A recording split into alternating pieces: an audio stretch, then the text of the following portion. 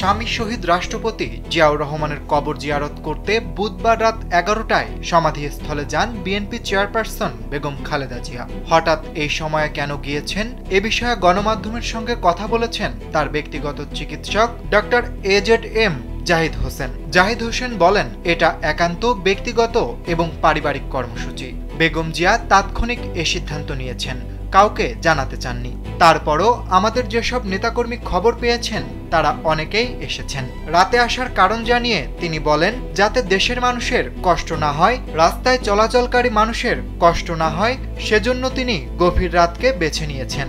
ওনার কারণে মানুষের কষ্ট হোক সেটা উনি চাননি। ডক্টর জাহিদ আরও বলেন, বেগম জিয়া সেখানে কোরআন তিলাওয়াত করেছেন, আল্লাহর দরবারে দোয়া করেছেন, দুরুদ পড়েছেন, ফাতিহা পাঠ করেছেন। এর আগে 2018 সালের 8 ফেব্রুয়ারি কারাগারে যাওয়ার আগে স্বামীর সমাধিস্থলে গিয়েছিলেন বেগম খালেদা জিয়া। এরপর এটাই প্রথম তার সেখানে যাওয়া।